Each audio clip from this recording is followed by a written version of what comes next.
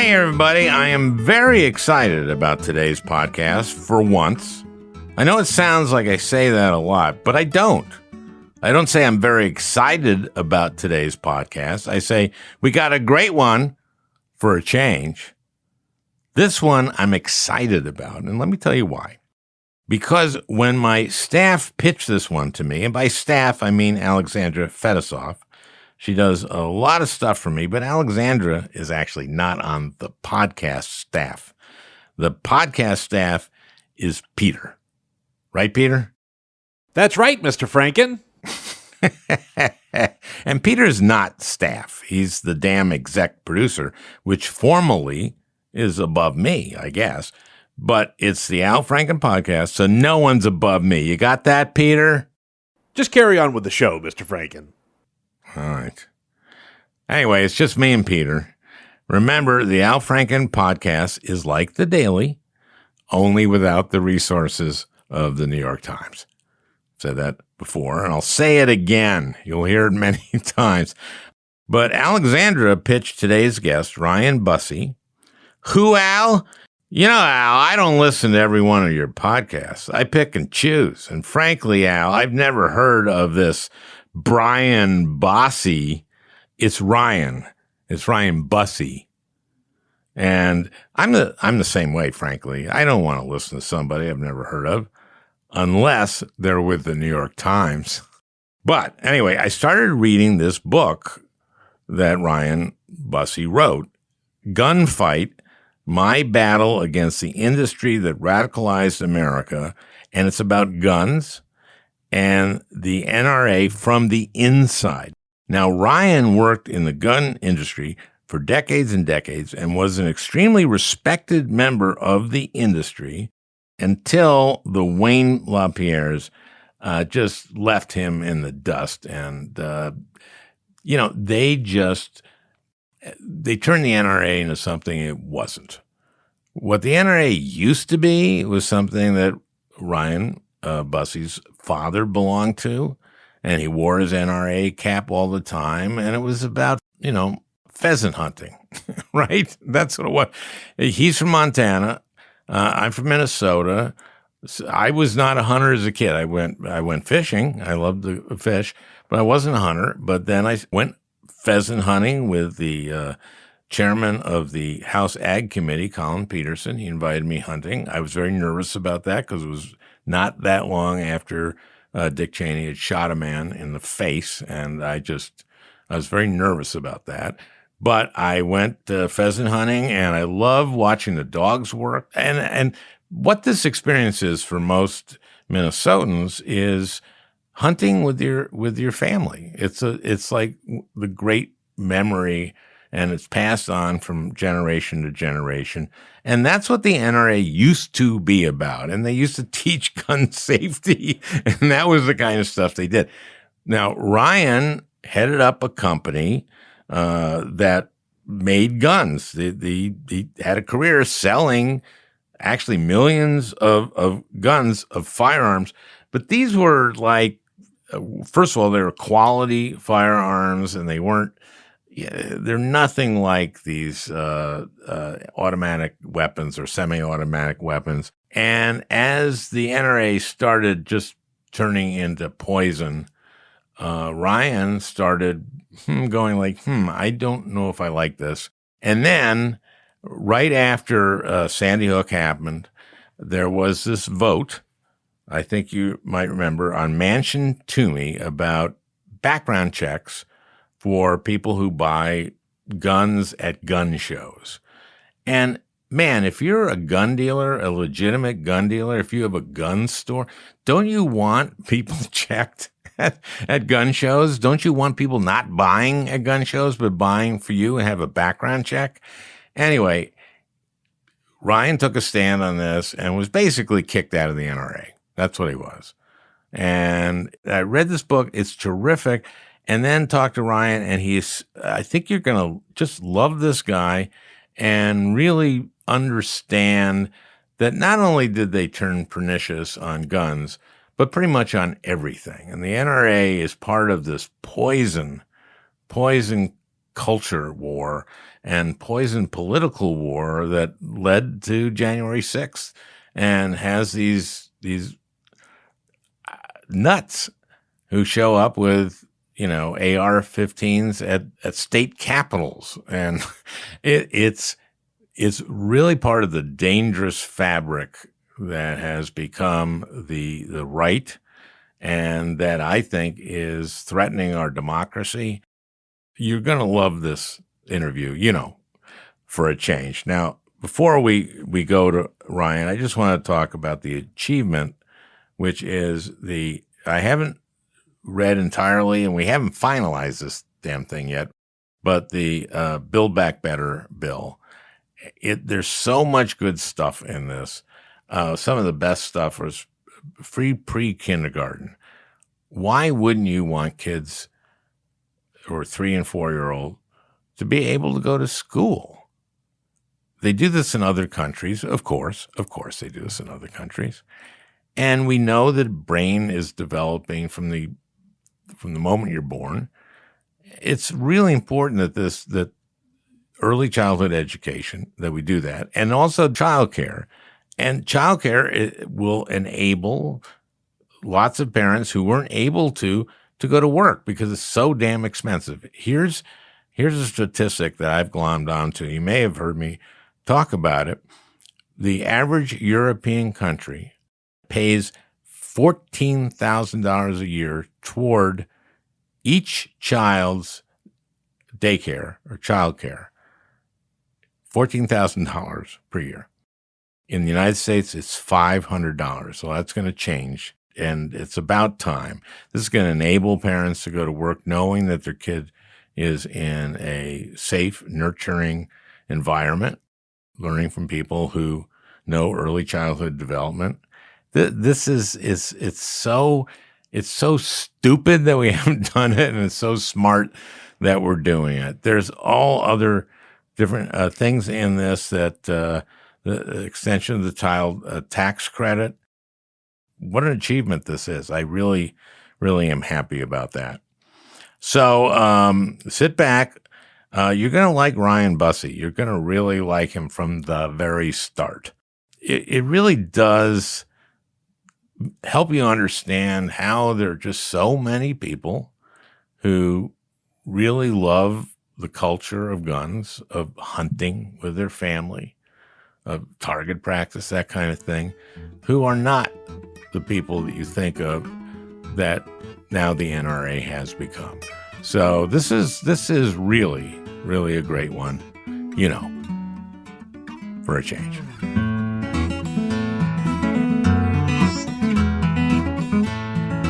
Ryan is a guy who's worked in the gun industry until you're out of it now. Is that right?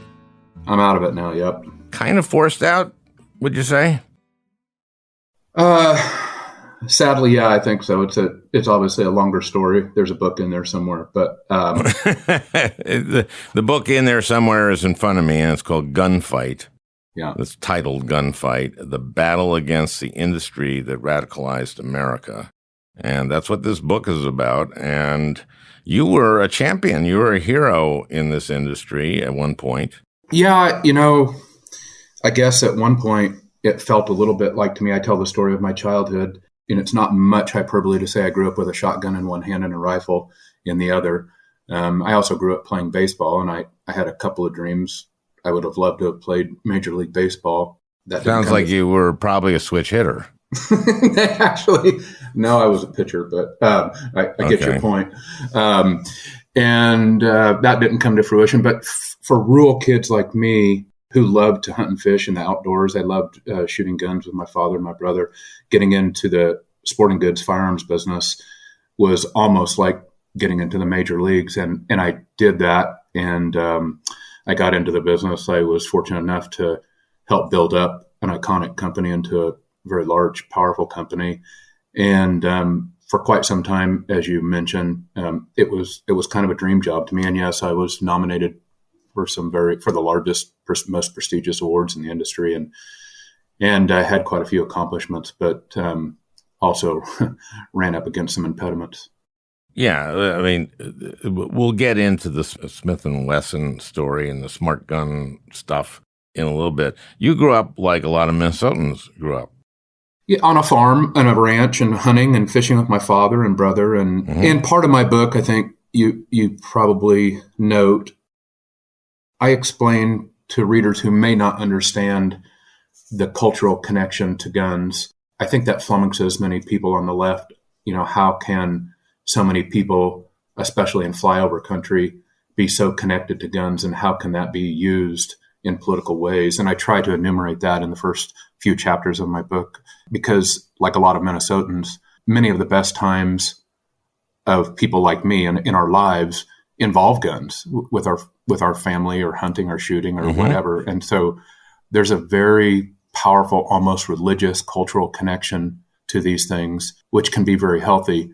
But when it's that powerful, it can also be used and twisted. Yeah, and you see sort of the move over the years toward it getting more and more twisted, and that's sort of the story of this book. Am I right? Yeah, it is. Yeah. Yeah, and look, I grew up in suburban Minneapolis. I didn't go hunting. My dad didn't hunt. We did fishing, and that was something that I really cared about, and great memories with my dad. And although I did watch a lot of TV with them, and and a lot of memories from watching comedians, which had an effect on my life and my career. But no, I represented Minnesota, of course. You write about a Pheasants Forever here, and I remember doing a Pheasants Forever event and telling them, by the way, I just came from Feral Pigs Forever. And well, I didn't realize that was catching fire, but congratulations. No, I mean, I had really good relationships with the people who were outdoorsmen, actually, as opposed to people who came with AR-15s to threaten the governor of Michigan. Yeah, I mean, those are quite different, and they kind of represent the transition here that you talk about in your book. Gone from people who are really tied to nature and tied to hunting and tied to that culture and to family, and then there's the nutcases.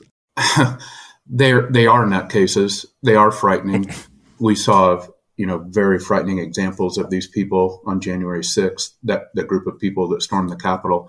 Many of them did not look much different than some of the NRA conventions that I've been to. Sadly, it was the same sort of emotion. But over the years, all of the people that you described, the Pheasants Forever types, and the people for very valid reasons who believe in and adhere to reasonable self-defense, have been told that they must be one with all of these crazies, that we must all stand together, that we must respect all gun owners, that frankly, all of these gun owners are more important and more more salient to the democracy than somebody like a Democratic senator from Minnesota. In other words, you or people like you became more dangerous to these people than the people who are trying to overthrow democracy. That's one of the themes in the book. That's how far afield reasonable gun ownership has gotten. And I think there's a lot of people, certainly in my childhood and in my world now, and I'm quite sure in Minnesota, that just aren't down with that. That just don't believe Oh, that. yeah. My voting record, of course, would not make the NRA, or didn't make the NRA happy, and that was fine. And one chapter of your book is about your recommending that the NRA in Montana not make an endorsement in that Senate race. John Tester is a good guy, and a down-to-earth guy who you can kind of trust on stuff. And they got very mad at you when he voted for Manchin Toomey, which was after Sandy Hook. That was just an attempt to get some meaningful safeguards on gun show buys. Yeah. And who really, I don't understand the objection to that. I would think that people who sell guns like your guns, Kimber guns, which are high quality guns, in retail and stores would want these safeguards on gun shows so that people aren't buying them at gun shows, and they're not buying them. The criminals aren't buying them to use them in bad ways. Well, so that makes two of us.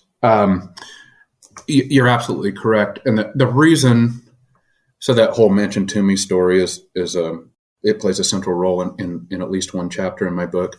It's kind of a pivotal role, because that's the point at which you're beginning to separate from these guys, the NRA. Also, Jim Baker looks really bad in this, I think. Jim, though, at least acknowledged the reality, and there's a couple of quotes which I can still see him standing in the aisle of the NRA show, looking me in the eye, saying, "I told these guys if we ever become a bought and paid for wing of the Republican Party, we're fucked."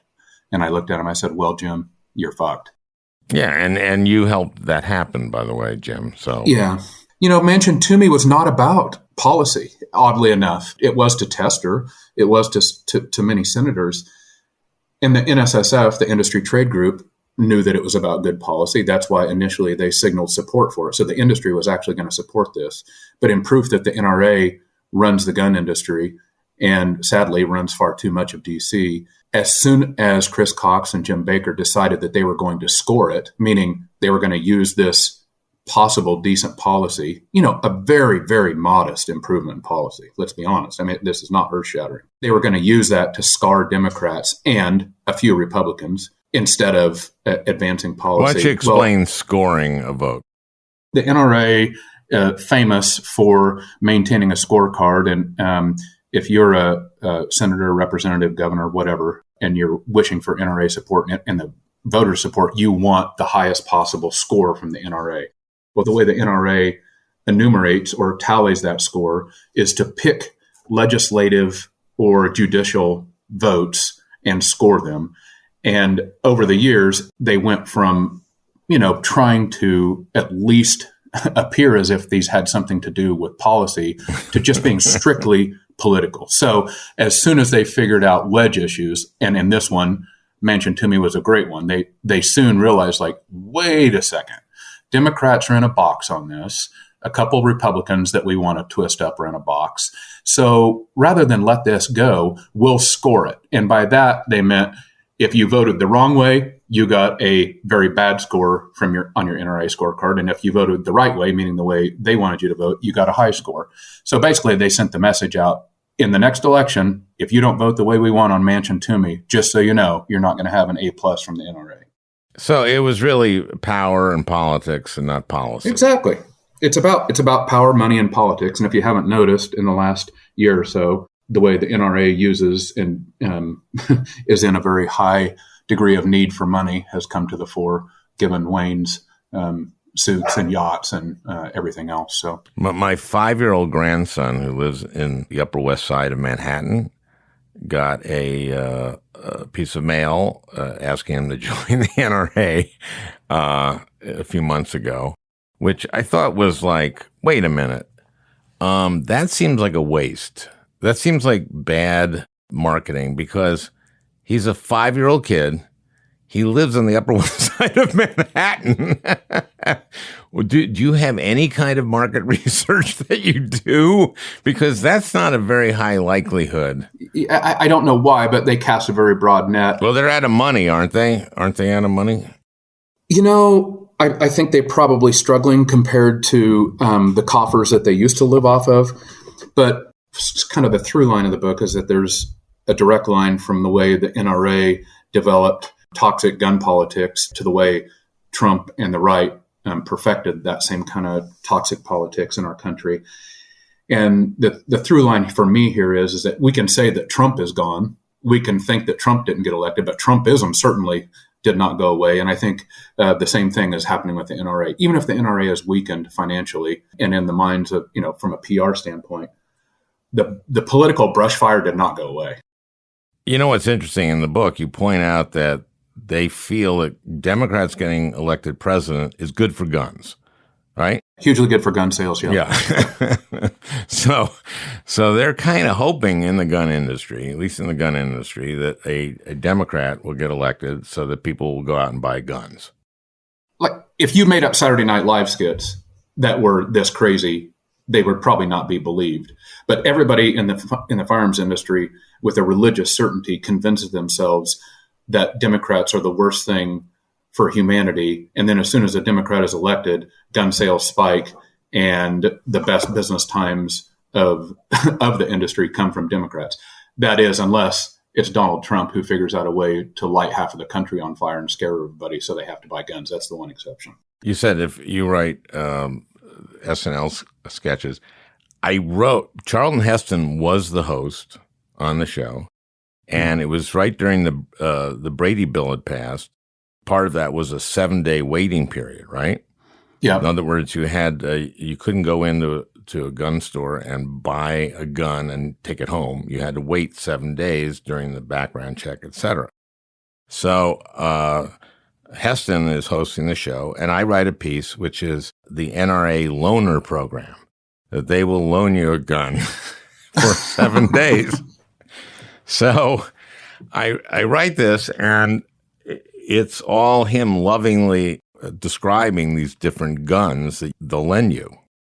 We do it and read through, and then I go home after read through, and there's traditionally a meeting with Lorne and the host, and I get a call, and he said, well, Charlton wants to talk to you about this piece, and I'm going, oh boy. And when I get back there the next day in the morning, I go to the dressing room, and he goes like, all he wants to do is more lovingly describe the guns.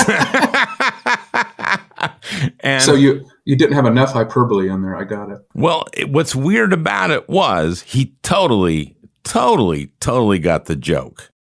And the joke is just how awful the NRA, kind of in a way, was. We will make sure that you can shoot someone in the next 7 days if you need to. Yeah, so he leaned in.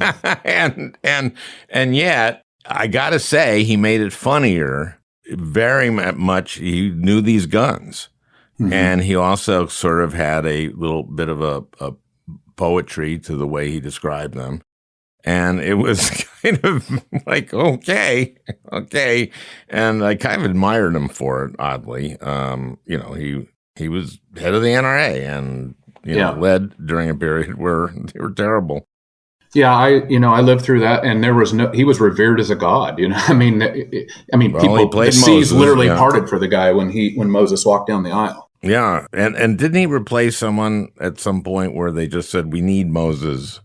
Yeah. We have Marion right now, Hammer, who is still famous in Florida political circles. She was the driving force behind the Stand Your Ground law, the law that was used to defend the shooter of Trayvon Martin. Yeah. But she was president of the NRA prior to Charlton. And she's very, very good friends with Wayne LaPierre. And when Heston's name popped into the ethos, they both realized, holy shit, this is star power. This is Moses. And so she stepped aside. Heston became president, and he became president not long before the Columbine massacre. Columbine was the start of a sea change in the country in terms of the view of guns? I think so. When you're living inside those sorts of changes, it's tough to know how the change is occurring. Only with retrospect do you get the kind of view where you can say these things. But tell me how they spin this shit. So, in other words, there's a lot of the only thing that can. This is after Sandy Hook, of course. The only thing that can beat a bad man with a gun is a good man with a gun, or something like that. Yeah, what's the good guy with a gun theory. Yeah, the good guy. And what was the Columbine answer?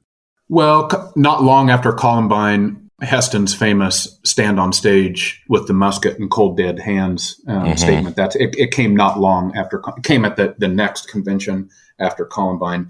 And for those that don't remember, the NRA convention, the year of Columbine, was to be held in Denver, and Columbine happened just about 10 days before that NRA convention. Then the NRA cancels most of the public convention, the big part that everybody sees on TV with all the manufacturers like us down on the floor, and they just held their business meetings in the Adams Mark Hotel in Denver. outside, there were about between 7,000 and 8,000 protesters in Denver protesting then. And Heston's PR play then was to essentially say, you're making gun owners out to be the bad guys, and we will not be the bad guys. We are the people who, form the backbone of this country, and you need to focus on the bad guys. I don't know. I guess it worked for a brief amount of time, but then over the years, after the various shootings, LaPierre realized that each shooting represented a PR opportunity to ratchet up the political pressure cooker in the United States. And so by the time Sandy Hook happened, they waited about a week. And then LaPierre defiantly marches to the microphone and says, essentially, he called for two things. Only a good guy with a gun can stop a bad guy with a gun. That was one thing. And then if I note in the book, a very interesting part of his speech was he called for the formation of amateur militias made up of the same sort of people that you saw on January 6th. And he praised them. He basically said, we need these roving armed militias to keep armed people away from schools. Right. And that has come in to fruition, schools. obviously. So what you need is more people with guns in schools. Correct. Yeah, correct. You show a couple people that work for you that you wouldn't want with a gun in the school. Well, I try to be honest about, and what you're referencing is that, look, I lived at a gun company at a time when the industry was rapidly changing and when it was also growing to have immense, if not the most political influence of any lobby or any industry in the United States, maybe in the history of the United States, perhaps maybe save the oil industry. And I think a lot of people had this perception that we were these button-down military academy, professional suit-wearing, ties tight kind of people, but that's not the sort of people. Yeah, I did not have that impression. I actually went to, after Sandy Hook, I went around to, we had an AR-15 manufacturer in our state that hired a lot of veterans. And what was interesting about them is they manufactured these AR-15s. And I was kind of going like, okay, why do we need these? And also, why do you need these high-capacity clips? And these guys were going, you don't. And a guy who can't bring down a deer in seven shots, there's no business out there. And that was their big thing, was just our AR-15s are okay. But the defense of these assault weapons is just insane. And the first time I met Ted Cruz, can I tell a little story? Oh, I love Ted Cruz stories. He's such a commendable figure, and I actually greatly revere all of your other Ted Cruz quotes. So let's have another one. Well, yeah, one of my Ted Cruz quotes is that I probably like Ted Cruz more than most of my colleagues like Ted Cruz, and I hate Ted Cruz. Exactly. It's one of my favorites. The first time I meet him, okay, he gets elected in November of 12. And Sandy Hook happens a little over a month later. And as you talk about Sandy Hook there and president's reaction, President Obama's reaction, it's the worst day of his presidency. And you talk about Tester meeting the families. I met the families. So I'm a co-sponsor of the assault weapons ban. So Ted wins in November. He isn't seated until January 3rd. He comes up to me, first day on the floor, doesn't introduce himself. He just comes right up to me and says, anybody who's for the assault weapons ban is engaged in sophistry.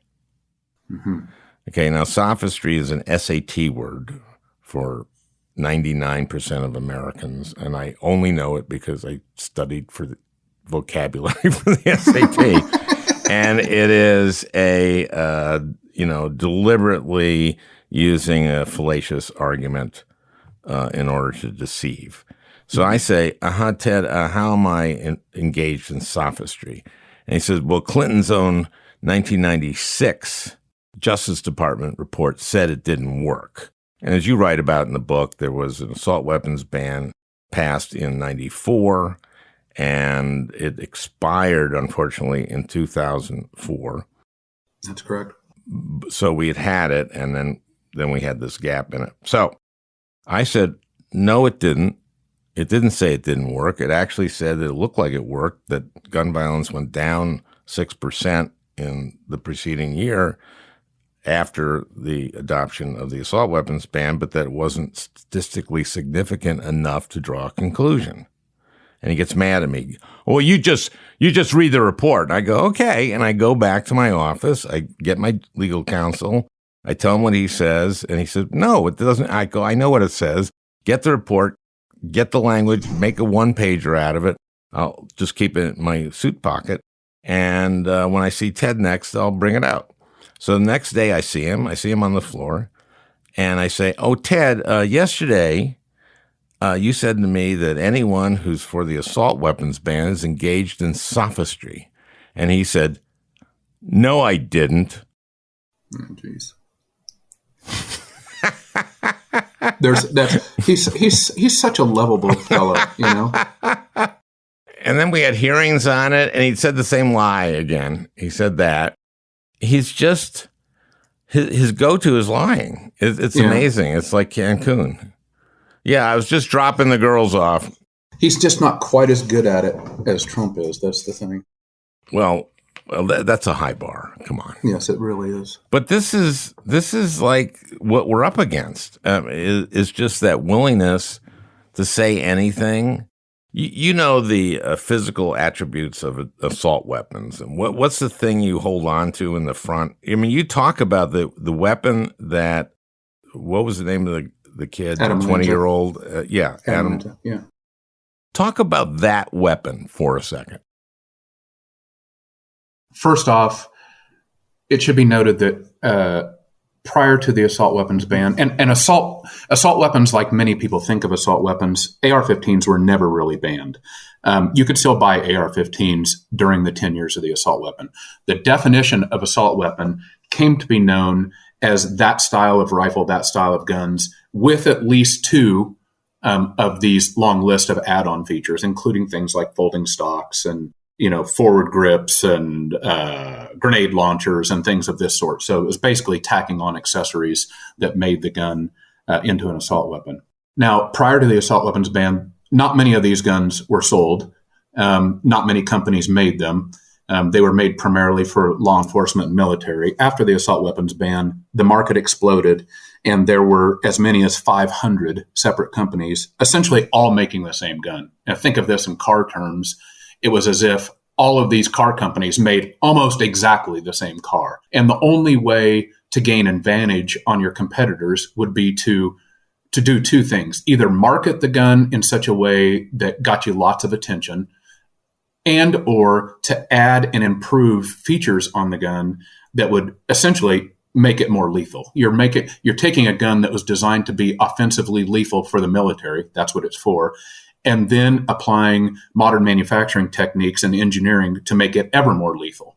And so the gun that Lanza used was a Bushmaster E15 XM E2 Shorty AK. Those are all the acronyms. And it had been continuously improved by all of these 500 companies because everybody... By improved, you mean more lethal. Yes. Lethal.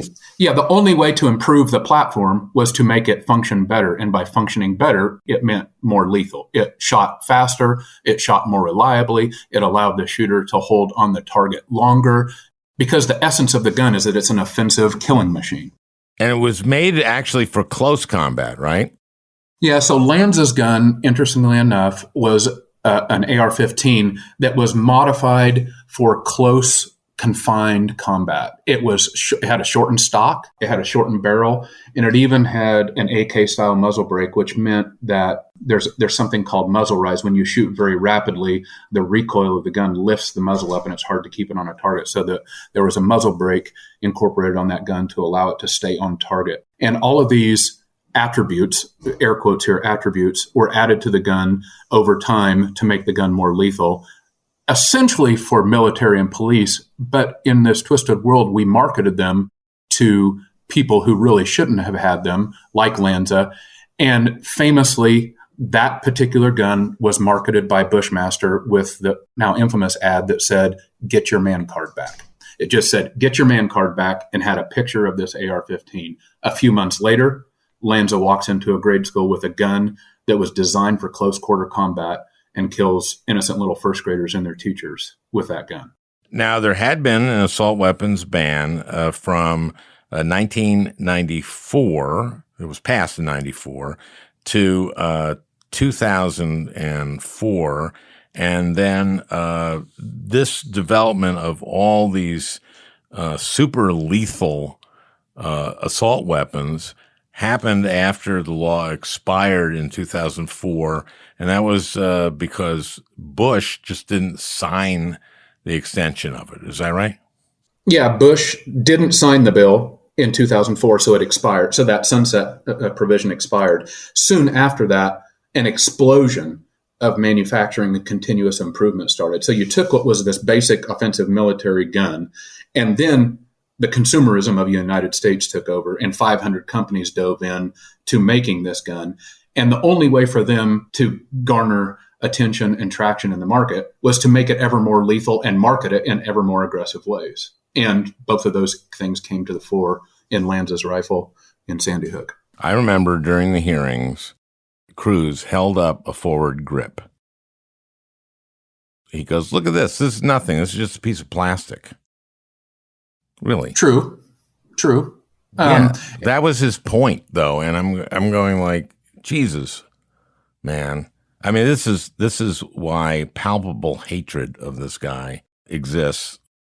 You know, I mean, Lindsey Graham said that if someone murdered Ted Cruz, that he would not, and the trial was in the Senate, that person would not be convicted. It'd be unanimous. I think we have seen that there's a lot of things that won't be convicted in the Senate. But yes. Yeah, including... plotting the overthrow of the most powerful democracy. But I think of how close that outcome actually was in the nation's capital. Like I was a part of, and I write in the book about my family confronting these armed militia people months before the same sorts of people invaded the Capitol. It felt to me as if matches were being waved over open gasoline, and at any second, it was going to explode into something that was just so unbelievably horrific that I don't know how to describe it. Now, what happened on January 6th was unbelievably horrific, but it still felt to me like that match and that gas, were they to come just a little closer together, like the shit could have got really. They were a minute or two away from killing members of Congress, I think. I mean, that was closer than we ever want to know. And then to hear the police who testified, the 4 policemen who testified, the restraint that they used, because they could have shot these guys and put an end to it. The result of that would have been it would just escalated everything, and wouldn't have done us any. It would have been very harmful. So they demonstrated just a tremendous amount of restraint, and those guys are heroes. And these guys exist. This is these nuts, and they were created in no small part by the gun industry. I think it's very important for readers and listeners to note that those January 6th insurrectionists essentially carried 2 types of messages on their flags or on their clothes or on their hats or whatever. Obviously, there was the Trump and the MAGA flags. We saw lots of those. Then the other sorts of flags and hats and logo paraphernalia, it wasn't Nike. It wasn't their barbecue grills. It wasn't their favorite truck. It wasn't their favorite sports team. They were guns.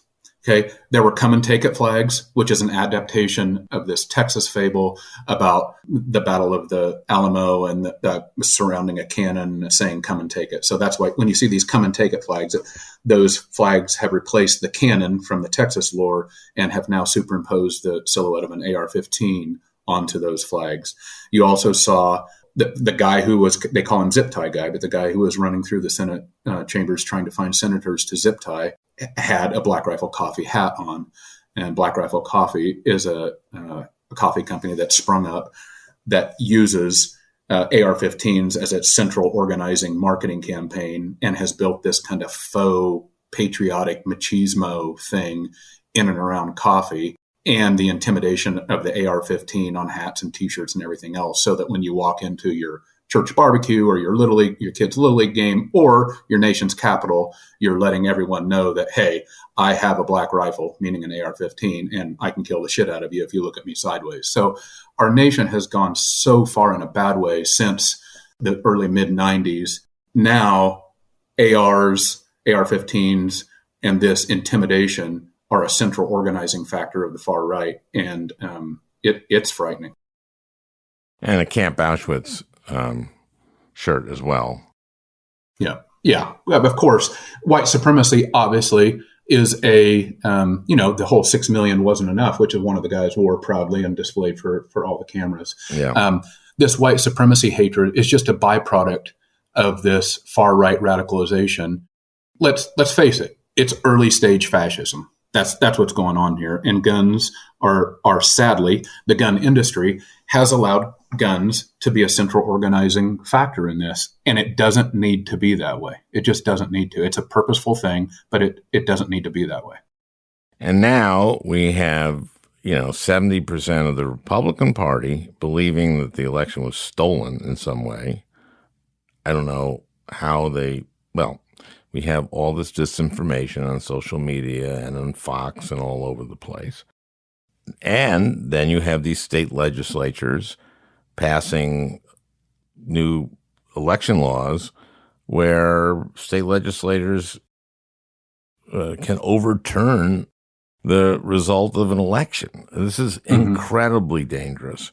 It's frightening. We're in a struggle here for our very democracy. It's an existential threat.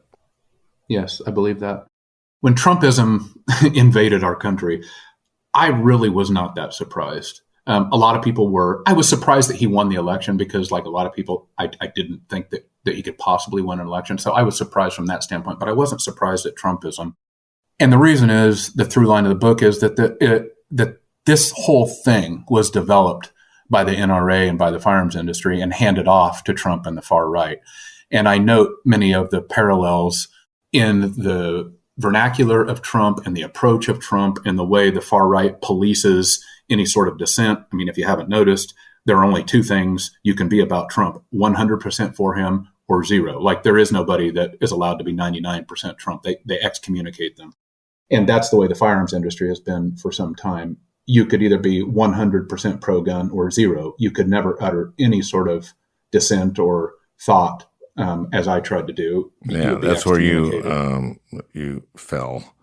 Yeah, and so when this whole thing happened, it really didn't shock me. I felt like I had been living in the lab where this was developed for 15 years. And the craziness that is out there now, this QAnon craziness that we all partially fear and partially make fun of. Hillary Clinton has sex slaves in a pizza parlor, for God's sake. That it really began with the NRA too. LaPierre would say things like, Barack Obama is going to rewrite the Constitution. Really? I had no idea a president could rewrite the Constitution. He said Barack Obama is going to outlaw hunting ammunition. They said all of these incendiary, hyperbolic, insane things. And I was in the industry and I looked around and holy shit, people were believing them.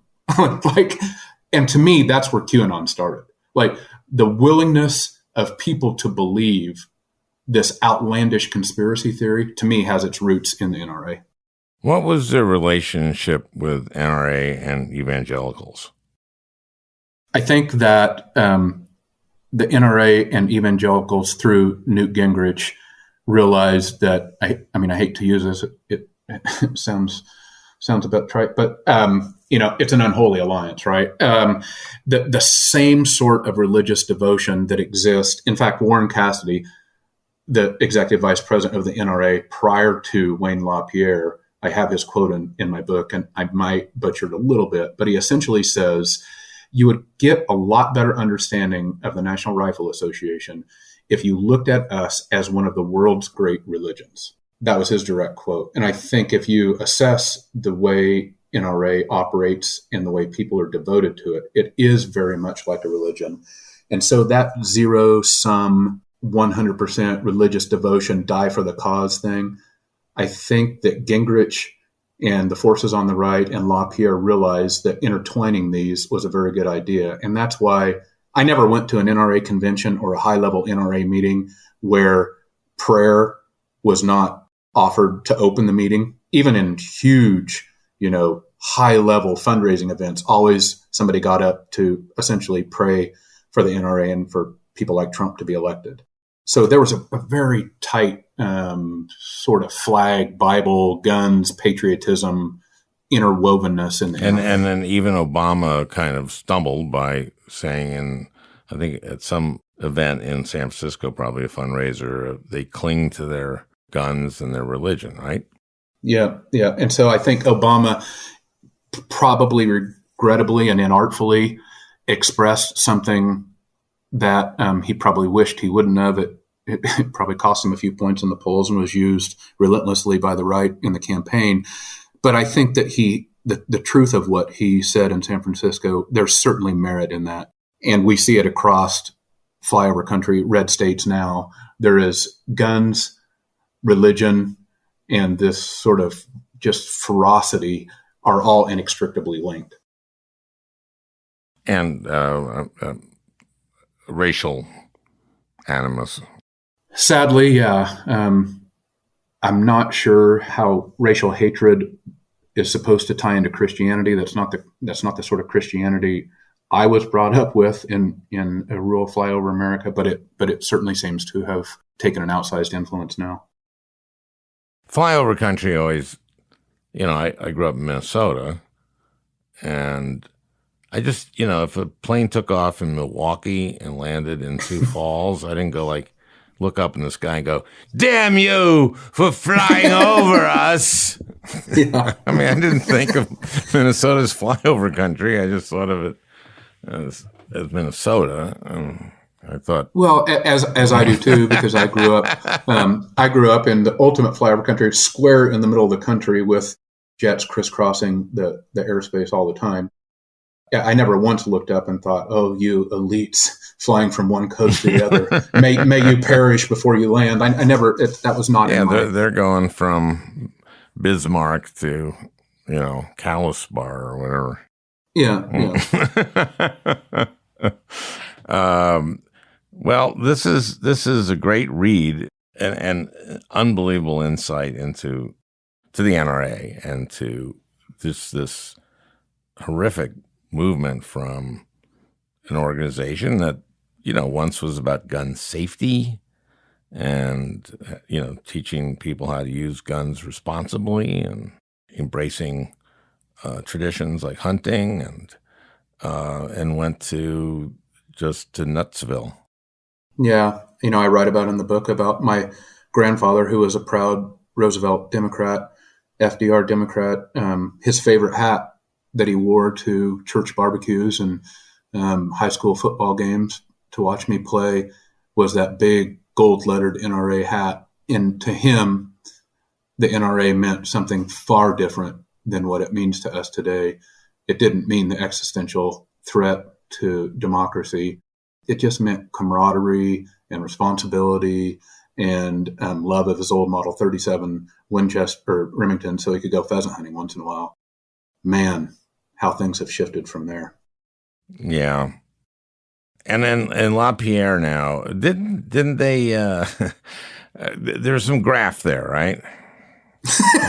Yeah, I think it's been reported that there's a wee bit of corruption. Happening in far off Fairfax, Virginia. We saw that. Those of us who were inside the business for a long time. Nobody's perfect, Wayne LaPierre. I mean, well, he's certainly not perfect. We would joke. Senator, you got to experience, I'm sure, many events with high-level diplomats and people in D.C. arriving with security and armored cars and blah, blah, blah. When we would go to the NRA would hold its conventions in many places, maybe Minneapolis or Louisville or Houston or all these cities. I think I went to 27 of them in my career. And when people like Chris Cox and LaPierre would show up, it was as if a head of state from a very powerful Western European country was showing up.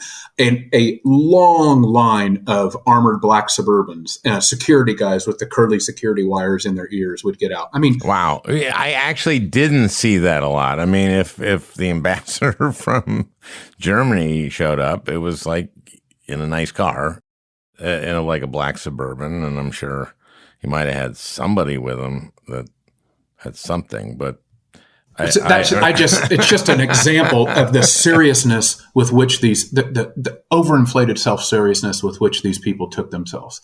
That they would use the membership dues of people that were, people who couldn't afford to buy a Suburban themselves. But these people in every city were renting these Suburbans and paying these unbelievable security forces to protect them as if they were heads of state. And I just thought, what kind of twisted world are you people in? I remember this, that they stayed on yachts when there was controversies by saying, like, we're in danger. People are after us, so we need to stay on a luxury yacht now for a couple months to lay low. After Parkland happened, it's been reported and seemingly sounds like it's been verified, but after Parkland happened, LaPierre, between shopping for new houses in Dallas that the NRA was going to buy him, was so exasperated with the social angst in the United States and proper that he and his wife thought, just to escape the potential danger of this place that was in an uproar over these kids being killed, he needed to go to a large funder's yacht for, I think, I don't know how many weeks, just so he could, regain his, recenter, sort of do a little yoga down there. I don't know. I doubt that, by the way. I don't see Wayne LaPierre doing yoga for some reason. Yeah. But that, again, the seriousness, the sort of overinflated importance that these people assign to themselves is very religious-esque, So what is he doing now? I mean, he's still executive vice president. Really? Yeah. I thought that was discrediting the yacht stuff. Apparently, I don't know if you noticed this, but combined with bankruptcy. On the right these days, there isn't much you can do as a high-level leader to detach yourself from your loyal troops. I don't know if you've seen this anywhere else, but it seems to be a trend. Yeah. My God. Yeah, he's still there, and I think, and if you. Not that I encourage you to do this, but if you were to go online and look and read through these blogs, again, please don't. Just try to hold your sanity in place. But if you do, you'll see people still defending him as if he is the Pope. Just like, he's been attacked by the left-wing media. He deserves nice suits. My gosh, what he's done for us. He should be on a yacht once in a while. Pray for Wayne. He should have special meals prepared for him. Correct. Yeah. He's done so much for us. Yeah. And massages. Correct. I think the massage is much more likely than the yoga. Yes, I really don't want to go there. I hate. I know. I started thinking about that too. Yeah, let's just not do that. Well, thanks. Congratulations on this book. Really honored that you read it and appreciated it. I know you lived through and are still living through most of it, as we all are.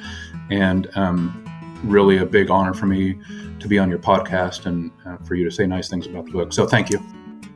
Well, I hope you enjoyed listening. That beautiful music is by Leo Kottke, the great Leo Kottke. I want to thank Peter Ogburn for producing this podcast. We'll talk again next week.